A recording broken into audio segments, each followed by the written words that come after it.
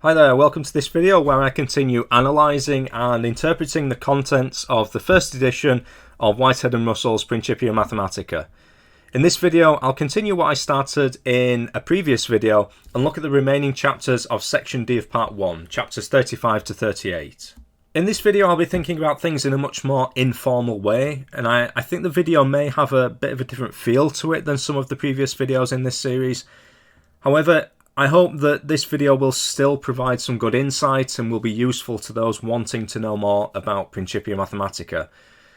As I've explained in a previous video, it becomes increasingly difficult and time-consuming to fill in all of the gaps that Whitehead and Russell have left in the demonstrations, but it is a good exercise to try to flesh out the demonstrations with a bit more detail, and if I think it's worthwhile doing that, then initially I personally will typically be working much more informally, which I encourage actually, because I think that you can potentially get a much better feel for the system of Principia Mathematica by thinking about it informally at first.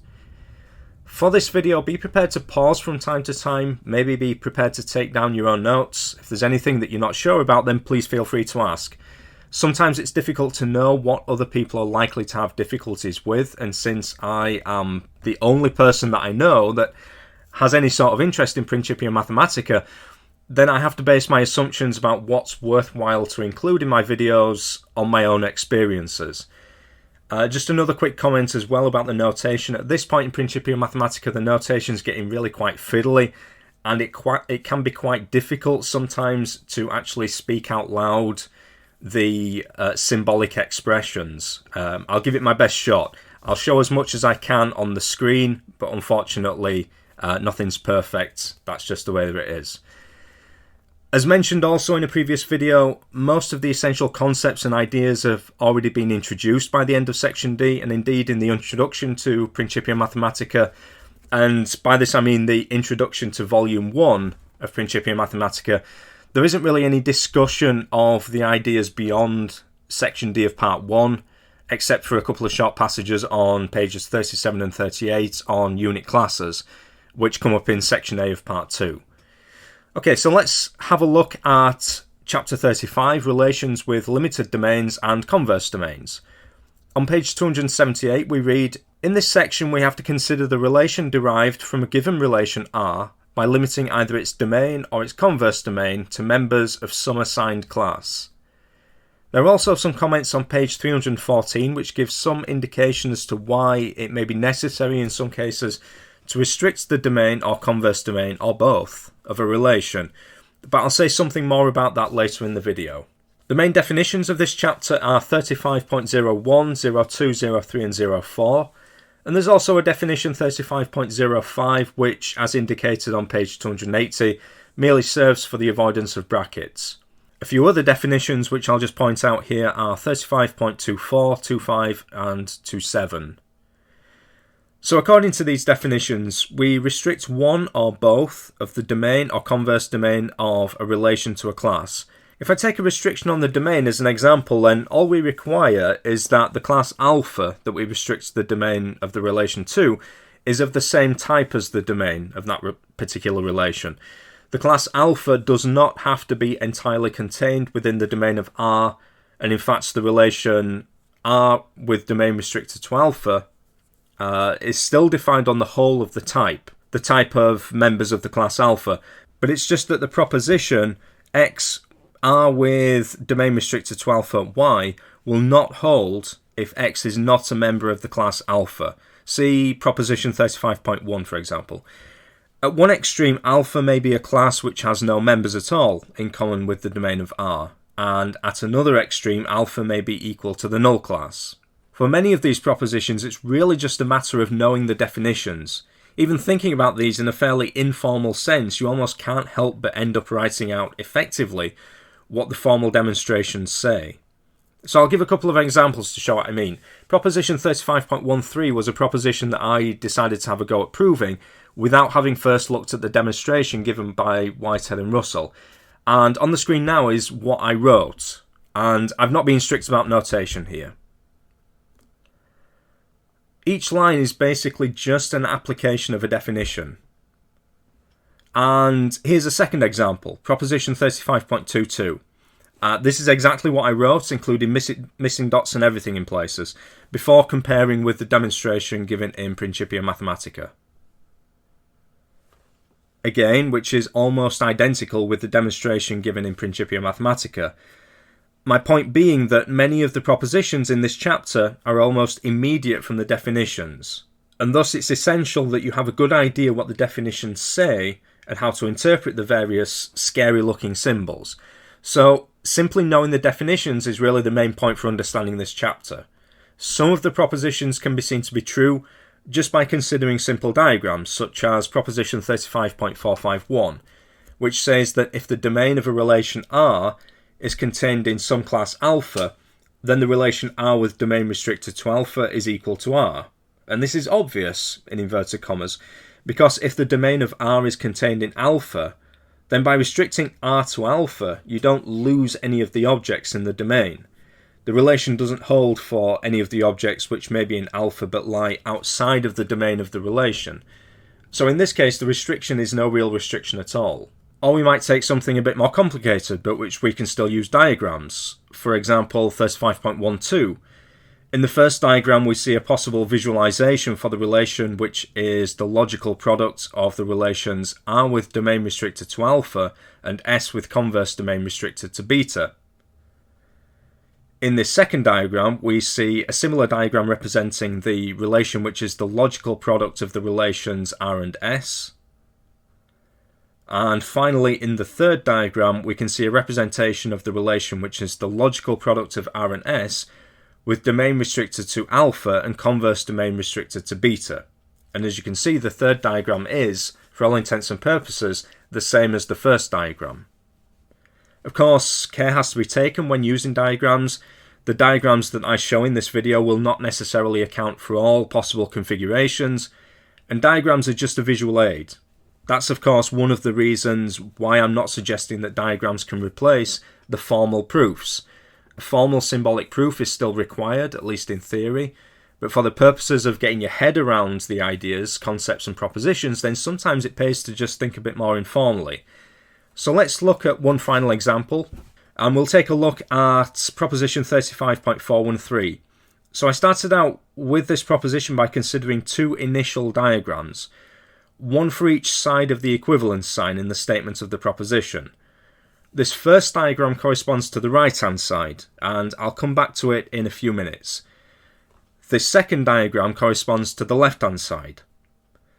When we consider the relation indicated in the left-hand side, R with domain restricted to the logical sum of the classes alpha and alpha primed, and converse domain restricted to the logical sum of the classes beta and beta primed, then the converse domain of this relation can be represented as something like as shown in the diagram. Remember that this is just one possible configuration. These diagrams are not perfect and are only being used as an aid to visualization, nothing more. So now let's return to the first diagram that I showed, and we can represent the converse domain of each of the individual relations as shown, with the respective relation that each diagram corresponds to indicated in the diagram. And if we now superimpose all of these individual diagrams, we get the diagram as shown. And finally, if we compare this diagram with the one from earlier, we see that the converse domains of each of the relations are equal.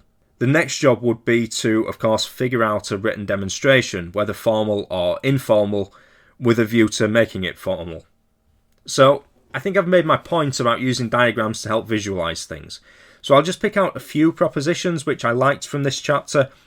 These propositions are not necessarily profound or anything, just that I liked them or thought that they were interesting. Most of the propositions are, in and of themselves, fairly unexceptional. Of course, unexceptional doesn't mean useless, they serve a purpose at some point. So proposition 35.75, a relation whose domain, converse domain or field is restricted to the null class is equal to the null relation. 35.76, a relation whose domain, converse domain or field is restricted to the universal class is equal to the original relation. In other words, the restriction to the universal class is, in effect, no restriction at all.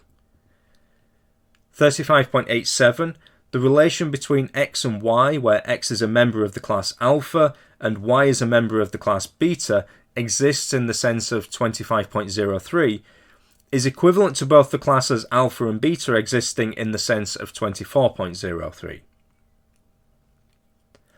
Propositions 35.93 to 35.942 suggest that every class alpha is equal to the domain, converse domain, or field of some suitable relation.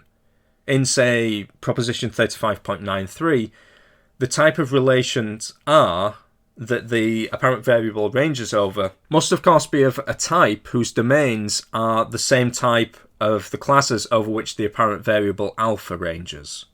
So on page 314 we have the following.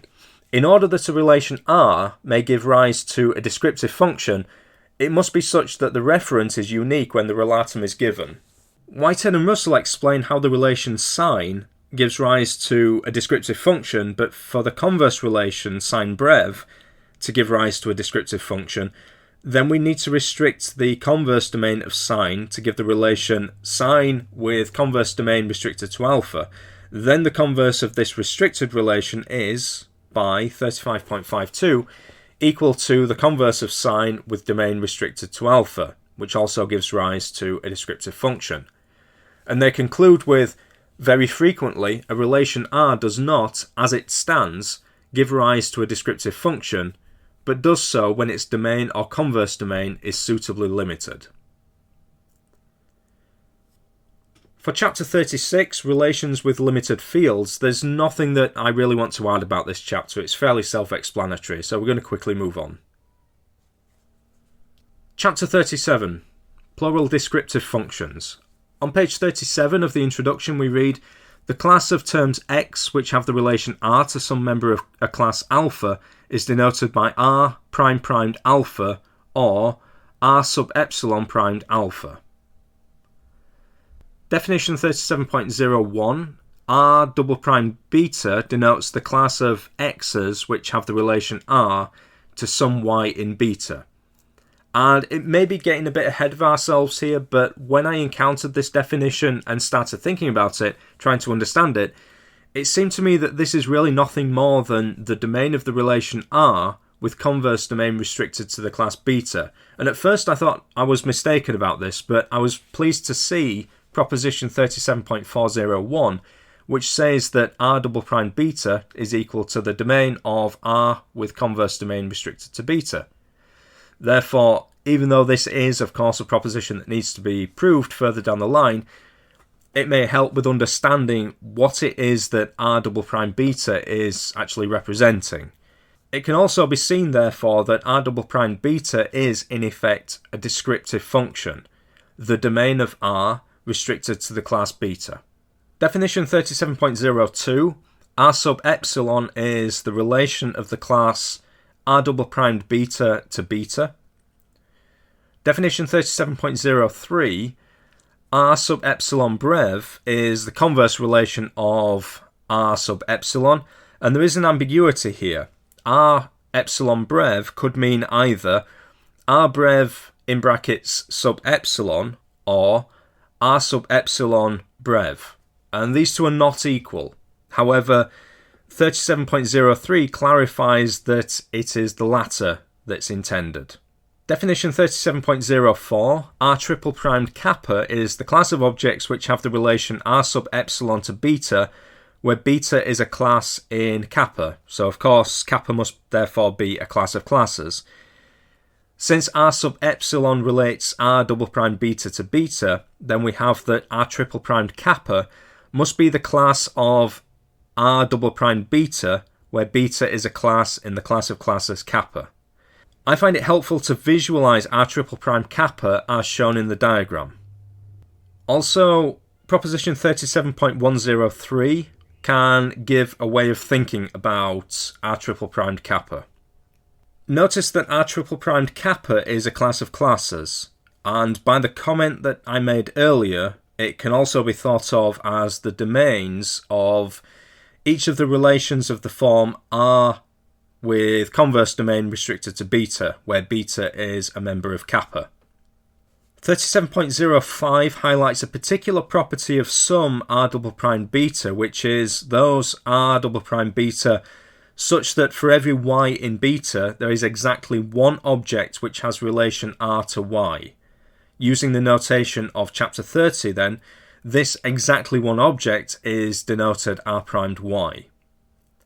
And we see on page 295 we have a number of very important propositions on the consequences of the hypothesis E double exclamation mark r double primed beta, i.e. the hypothesis that for any argument which is a member of beta, r gives rise to a descriptive function r primed y. Generally, for r double prime beta, there may be several x's which have the relation r to a given y in beta.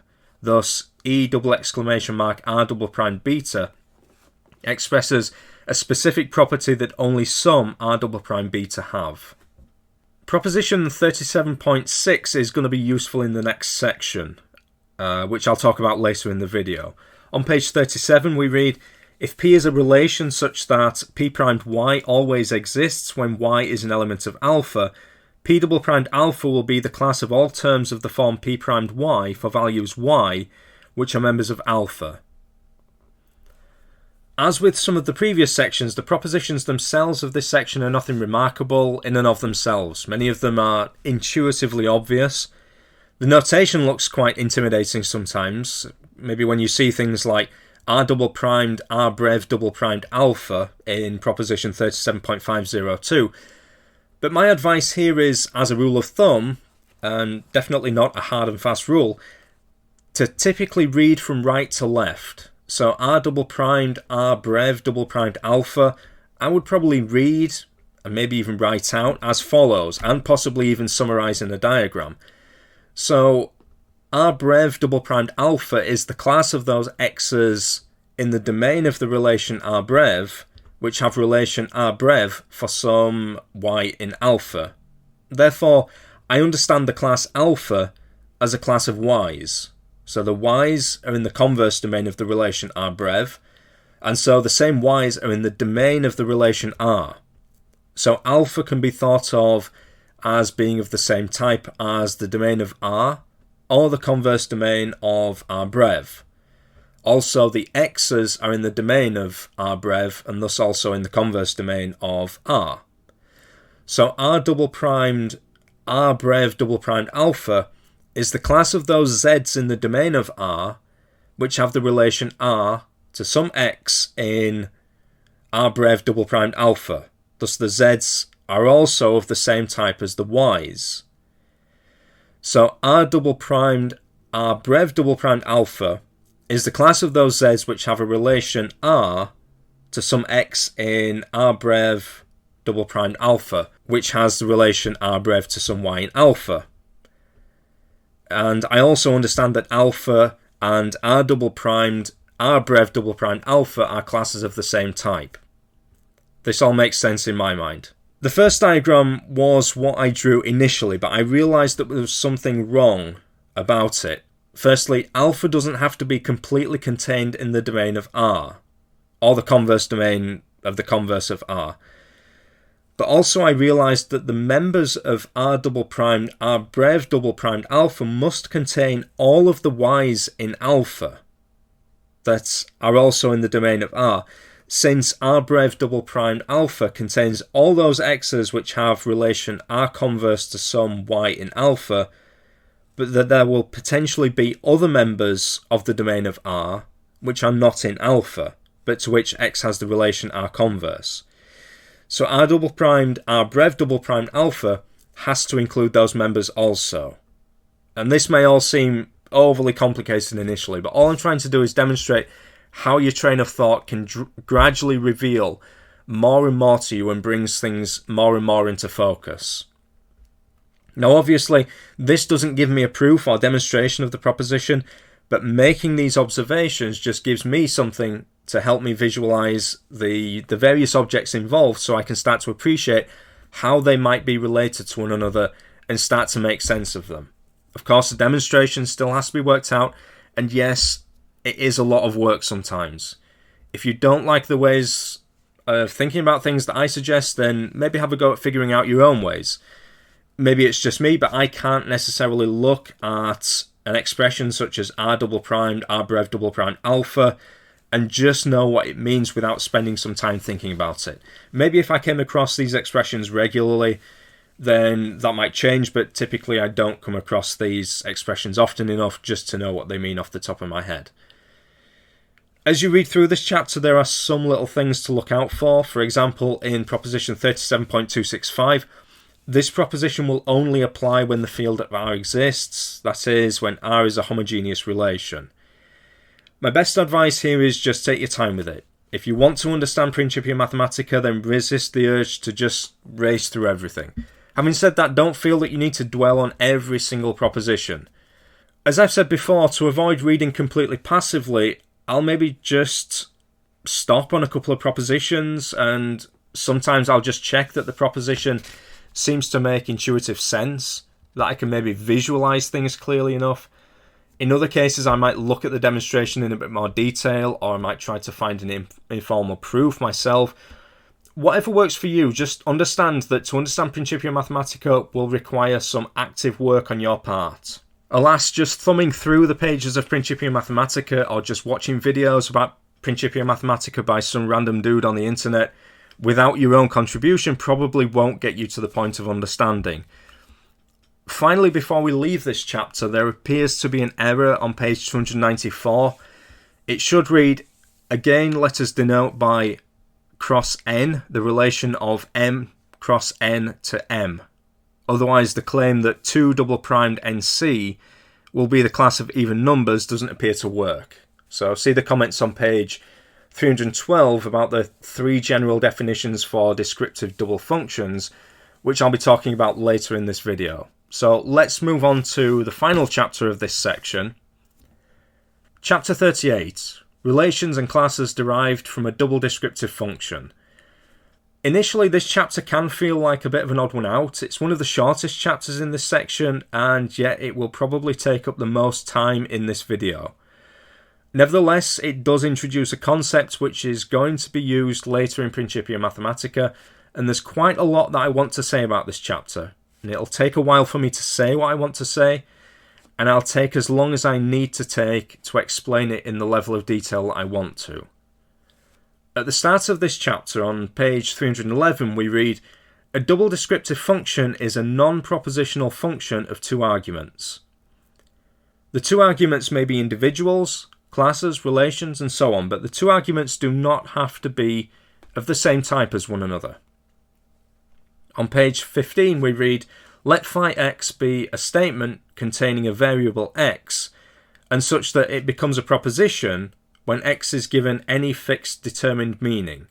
Then phi x is called a propositional function. Thus, a propositional function has as its values propositions. Double descriptive functions do not have propositions as their values, and so they're non-propositional functions of 2 arguments. Whitehead and Russell talk about functional signs in this chapter, but they don't really elaborate on what exactly is meant by a functional sign, nor do they give an exhaustive list of functional signs, although they do give some examples on page 311. Nevertheless, I think that we can come to a sound understanding of what is meant by a functional sign, and I'll try to explain my understanding of this term. Just as an example, I'll use the particular functional sign, the logical product of 2 classes. This symbol may appear in a variety of different contexts, and what it means in a given context will sometimes have to be determined from the context in which it happens to appear. Thus, to understand what a symbol means, you'll have to be able to understand the context well enough. And there's no shortcut to this. You just have to learn to do this. And this is nothing new, by the way. One of the difficulties that I've had while working with learners of mathematics, 15, 16, 17-year-olds, for example, is that they sometimes struggle to tell when, for example, x is being used as a variable, or when it's effectively a fixed but unknown value. So, for example, f of x equals x squared. Here, x is being used as a variable. You can tell from the context. But in the equation 3x minus 5 equals 7x plus 1, x is effectively a fixed value, but where we just don't know what the value is initially. the solution to the equation will tell us. The context informs us about this. When you've learned to distinguish different contexts, it's difficult not to see these differences, but initially, evidently, it is quite difficult. Stick with it, it will all make sense eventually. Anyway, back to what I was saying. We can form the function phi x, which is the propositional function. X is a member of the class, which is the logical product of the classes alpha and beta. The values of this function are propositions, which effectively ask whether it holds that X is a member of the class, which is the logical product of alpha and beta, or whether it does not hold. Or we might say whether it's true or false. However, I can also have a function such as f alpha beta, whose values are equal to the logical product of the classes alpha and beta. Here, the values of the function are not propositions. The values are objects of some description, in this case classes. The classes alpha and beta are being combined, or we can imagine them as being combined, in some particular way to produce a new object, their logical product. This new object can't be judged true or false, the new object just is. So in this case, the symbol, the logical product of two classes, is being used as a functional sign. However, from this functional sign, we can derive some relations. The relations alpha logical product and logical product beta. The relation alpha logical product is the relation that the logical product of alpha and beta has to the class beta, for any beta. The relation the logical product beta is the relation that alpha logical product beta has to the class alpha for any alpha. Thus we have the propositional functions psi gamma beta, which has values of the form gamma alpha logical product beta, and will be true whenever gamma is equal to the logical product of alpha and beta. And thus we have the descriptive function alpha logical product primed beta, which arises from the relation alpha logical product. In a similar way, we can form the propositional function chi gamma alpha, which has values of the form gamma logical product beta alpha, and will be true whenever gamma is equal to alpha logical product beta. Again, we have an associated descriptive function, logical product of beta primed alpha. Therefore, we see why alpha logical product beta is called a double descriptive function, because it gives rise to two separate descriptive functions in a very natural way. We read on page 311, the propositions of the present number apply to all such functions, assuming the notation to be a functional sign placed between the two arguments. Now, based on what we read here, we may be tempted to think of some things as being functional signs which in fact are not. For example, if we have the propositional function of two arguments, x and y, whose values are of the form x r y, where r is a relation, then we may be inclined to understand r as a functional sign because it is between the two arguments. However, a sign or symbol between the two arguments does not necessarily mean that the sign is a functional sign. In this particular case, the r is not being used as a functional sign, since xry is not just a new object formed from the combination of two other objects. It's a proposition. It can hold or not hold, depending on the values of x and y. A functional sign can be thought of as combining any two objects to produce a new object. This can't be judged true or false, it just simply is. The notation of this section is a bit fiddly, but after having spent a bit of time thinking about it, things should make sense. I'll try to explain some things from this chapter in a more intuitive sense. I personally find it helpful to actually write out in words what is being represented. This is merely something that I personally do and has no justification other than it helps me personally to grasp the concepts better. So I will use this technique during this video. The relations x functional sign and functional sign y are explained on page 312. We see that, for example, x functional sign is the relation of x functional sign y to y for any y, and similarly for functional sign y. In other words, the relation x functional sign relates x functional sign y to y and nothing else. and functional sign y relates x functional sign y to x and nothing else. This is clarified in propositions 38.1 and 38.101, where we see that a u which has relation x functional sign to y and a u which has relation functional sign y to x are both equal to the objects x functional sign y. And notice that we have not assumed uniqueness at this stage. However, proposition 38.11 confirms that x functional sign and functional sign y both give rise to descriptive functions, and it shows that the u which has relation x functional sign to y and the u which has relation functional sign y to x are both equal to x functional sign y. And furthermore, proposition 38.12 shows that both of the u which has relation x functional sign to y and the u which has relation functional sign y to x exist. Thus the two relations x functional sign and functional sign y, which we derived from the functional sign, both of them always have associated descriptive functions. Therefore we always have e exclamation mark x functional sign primed y and e exclamation mark functional sign y primed x exist and are both equal to x functional sign y. And this can be summarized in the diagram as shown. Now again, considering the double descriptive function x functional sign y, now suppose that alpha is a class whose members are the same type as x and beta is a class whose members are of the same type as y. Then by chapter 37 we can consider the class as x functional signs double primed beta and functional sign y double primed alpha. X functional sign double prime beta is the class of objects of the form x functional sign y, where y is a member of the class beta.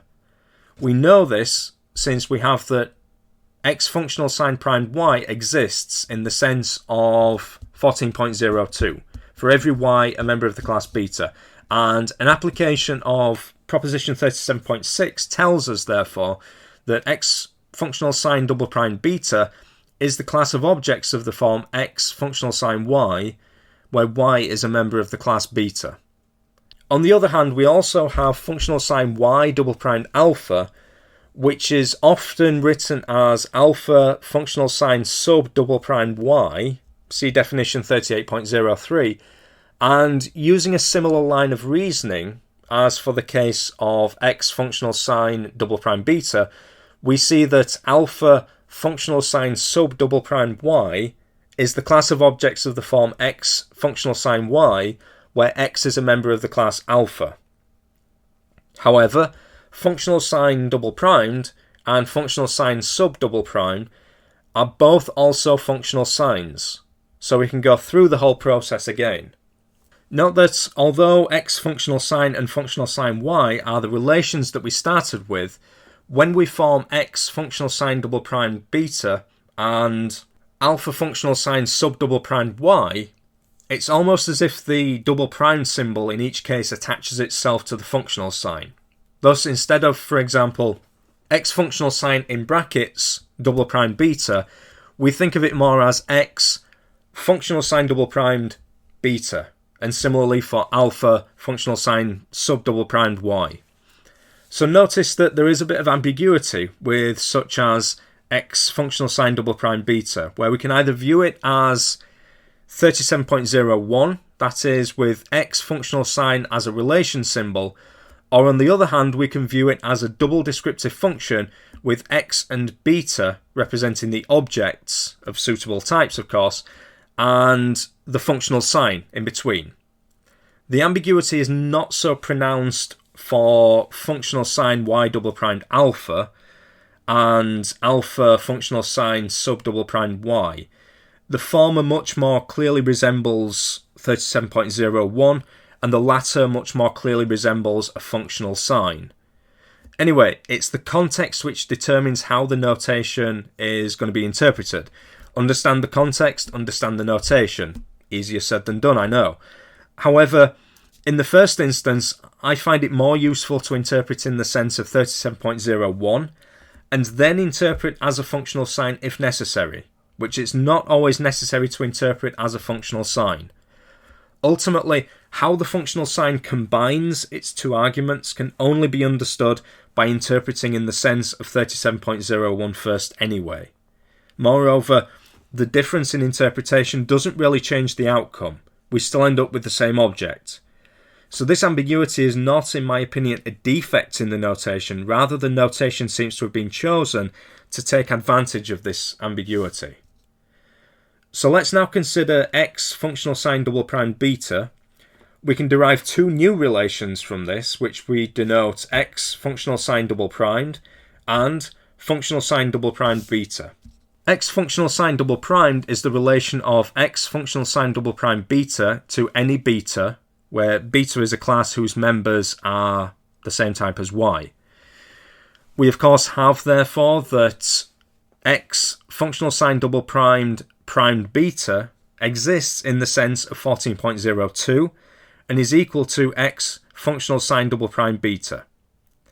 Moreover, for kappa, a class of classes of the same type as beta, x functional sign double primed kappa is by 37.6 equal to the class of objects of the form x functional sign double prime beta, where beta is a member of kappa.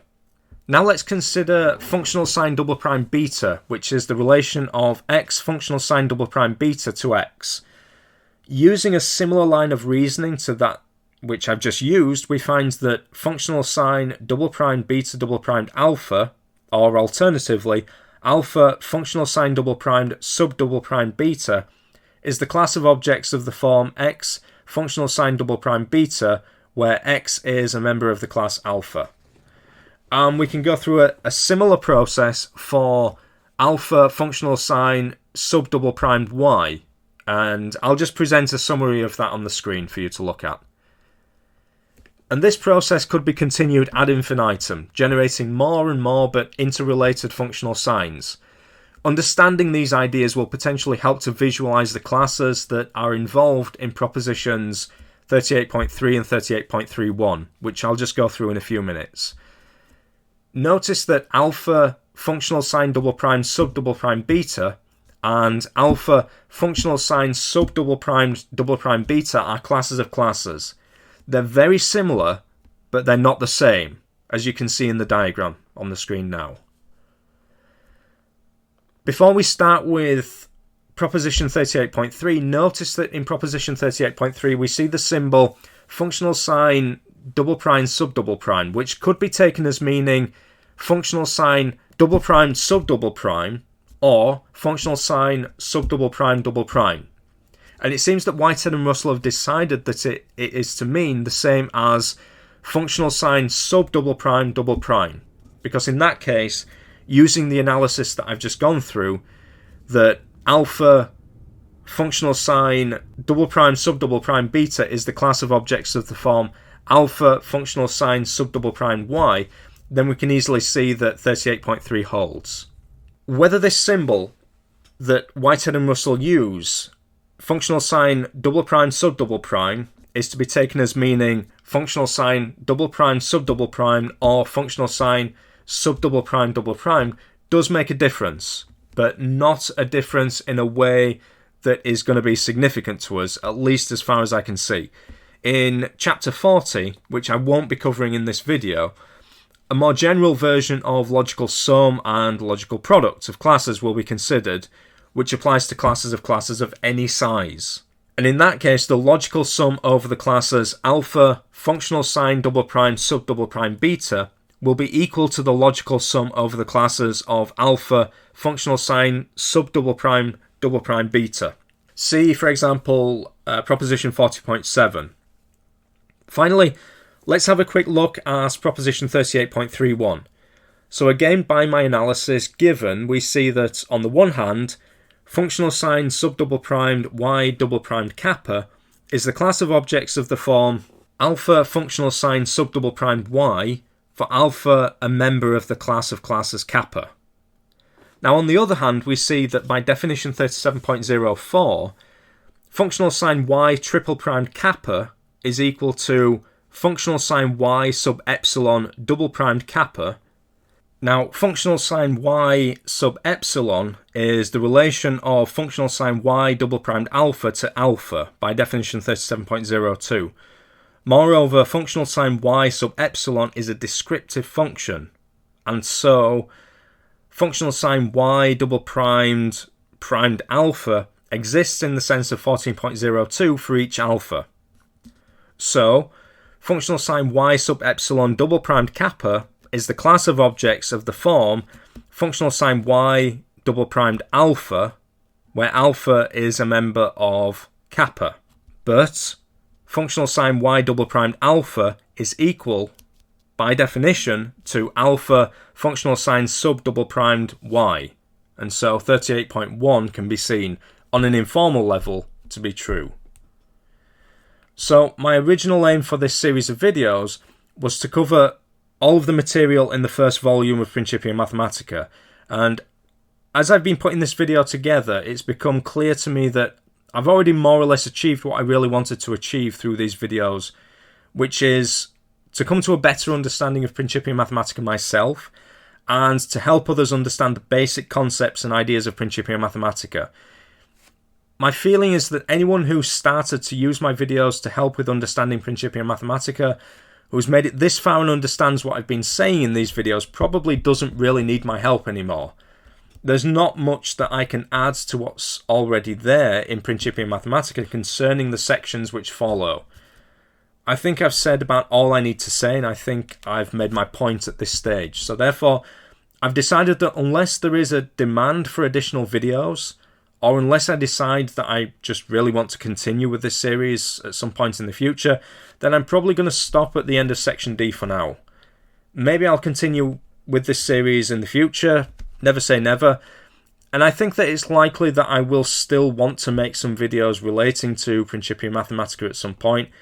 In fact, I have a video which looks like it may end up being 2 videos relating to Principia Mathematica planned, which just tie up some loose ends that I didn't really find time to look at in the videos so far. But future videos will not necessarily be so comprehensive and detailed as these ones. Future videos will probably look at certain specific chapters or concepts. One of the reasons that I make these videos is really to help me clarify some of my thoughts. So if there's anything that I want to get clear in my own mind, then I may think about putting a video together. If, however, you would like me to continue with this series of videos, please let me know. If these videos have helped you, then it will be great to hear from you. If enough people do tell me that they want me to continue, then I'll be happy to oblige. If not, then future videos on Principia Mathematica will appear whenever the mood takes me. Otherwise, I'm going to be turning my attention towards other things. If you have any ideas about works for me to have a look at and to make some videos on, then let me know.